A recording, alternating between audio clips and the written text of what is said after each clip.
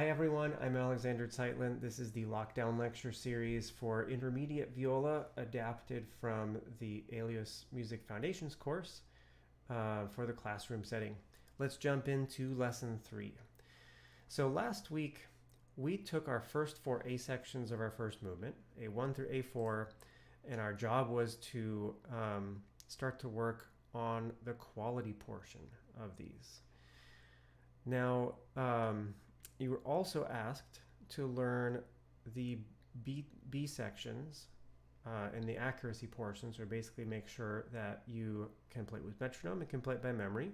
So I will play through them. You guys can play along with me, and if you learned your sections well, you'll find that it should be easy to follow along.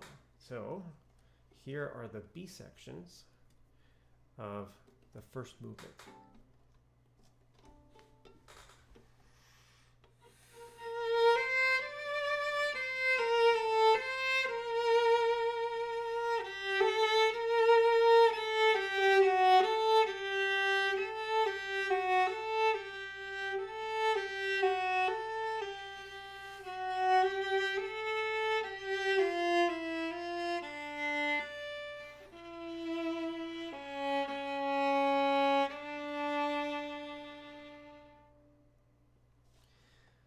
So if that was easy for you to play along with, you've probably gotten all of your homework done.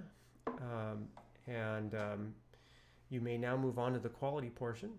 And let's play once through the A sections together. We'll get a vibrato going, a little bit of movement, good sound, and let's play through those together. So here are our A sections.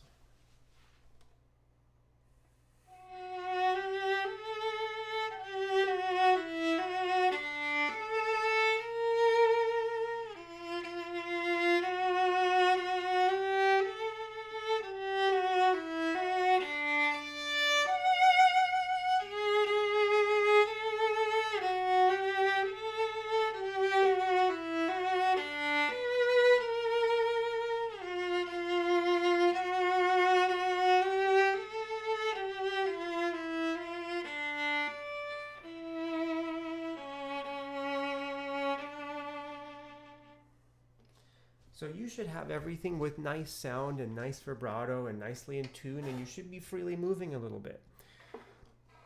All right. So today what I want to do is I want to take a look at our very last element of our system of learning material, which is the shaping portion. So if you spend enough time on accuracy and quality, you have some time to work on shaping, which essentially deals with what is the significance of the piece, what are our special moments, and how can we make it unique and special.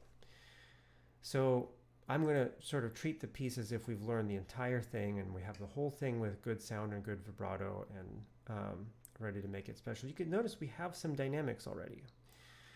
So, but you know, they're not too detailed. Most composers don't get too detailed with their dynamics. They expect the performer to figure out some of this on their own. So let's take a look at how we can make it more vibrant and alive. So if we remember the story, if you listen to the narrated version, our main character is dreaming, and he hears bells, and he hears shimmering water, and he's flying over the waters. And you have this shimmering piano part and soaring melody. Each of these phrases, each section is just a soaring melody, very expressively written. And you have these little swells, if you remember from our reference recording. So let's put in a couple hairpin crescendos, diminuendos. So we're going to do like a little getting louder, getting softer, all inside of mezzo piano. And then we will start the second phrase much softer, but then we will crescendo to like forte.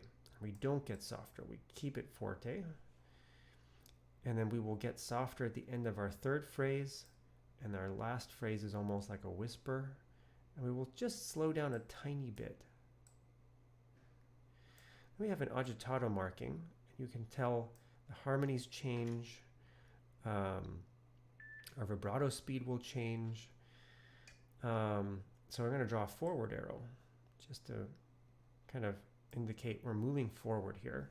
And we have a little crescendo here, diminuendo, We'll slow down a little bit towards the end.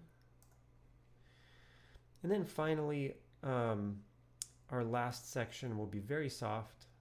We're going to even make it softer than that pianissimo with another diminuendo and a ritardando that slows down even more. It's a beautiful phrase, and it's the last time we hear this phrase in the entire sequence of the piece. It never comes back. So it's like we're saying goodbye to our theme here. So what I'm going to do is I'm going to play through the whole thing with you guys. You guys can play along with me, or maybe just listen the first time, but I will talk through all these expressions. And when you're working on these expressions, you'll find this is true in orchestral music and in everything else. You have to think of exaggerating them as a performer. Like you may think that you're doing a crescendo, and you might hear it because you're doing it, and I might kind of notice it because I know you're supposed to do it, but your audience members might not. It might be too subtle. So I suggest exaggerating. So this is what it should sound like.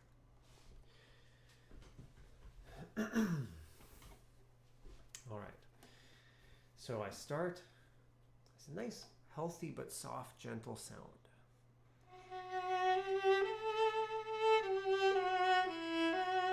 Crescendo. Diminuendo. Now whisper soft. Huge crescendo.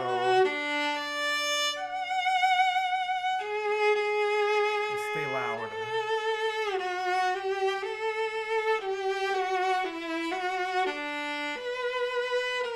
Diminuendo.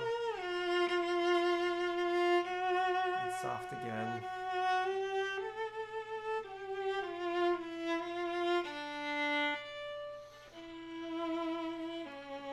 Hold on to the last two notes a little. It comes to life. 1, 2, 3. Crescendo. Diminuendo.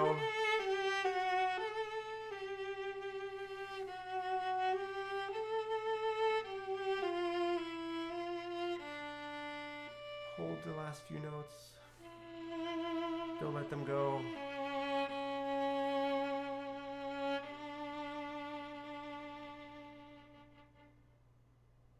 And this becomes a much more dynamic performance. The tempo moves.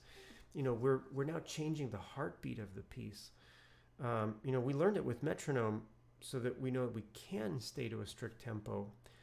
But now that we can play, now we can do that. Doesn't mean we have to. In fact, we bend the heartbeat on purpose. We don't slow down or speed up by accident. So, with a couple more minutes that we have, I just want to point out a couple things. Once you've learned it well, we kind of talked a little bit last time about you really don't need to do the whole accuracy steps. You just need to periodically check that you can still play it with metronome and that you still have it memorized. Make sure that you look at the music every now and then. Make sure that you're not accidentally forgetting the bowings. It's very easy to do. You know, playing the wrong bowings or the wrong fingerings might not sound wrong as long as you're putting your fingers down in the right place overall, but it will get you in trouble later. If you want to review your quality work, I recommend just playing it through 3 times for all of these things and just listening in general. What is the weakest link? You know, is it your vibrato? Is it your sound? Is it your articulation? I also recommend when you are working on your accuracy to already start thinking about these things. I mean, if we learn all the right notes and the rhythm is exactly perfect, but you know, it's kind of out of tune and the sound's not very good, and we don't have you know, any movement at all, then we have a long way to go when we add the quality. But if you can, when you work on your notes, play them very in tune. When you work on your rhythm and bowings, play with nice sound. When you add the metronome, maybe let the vibrato sneak in a little. You know, playing from memory, make sure you're moving. You can actually get a good start on your quality work. Once you've learned all this, your review should look like playing the whole piece straight through. Once with metronome, once by memory, and then maybe 3 times just for quality, and just listen critically. Your homework is to do your accuracy work for the next 2 movements. You got to learn your notes, rhythm and bowings, The next 2 minutes kind of go together as one. So I'm going to call this the A section. You guys can copy it down. Let me blow it up for you a little bit here. Good news for you, the A2 section is basically the same as far as the notes go. And this will be our B1 section. B1 section goes to here, and then this is B2. And all of this goes until the bottom of the page. So homework is accuracy work. So get to work on it, learn it with the metronome. Make sure it's memorized. Once you've double checked all your bowings, be careful. The bowings are tricky. And we will take a look at quality work for this movement next time. All right, see you all next time.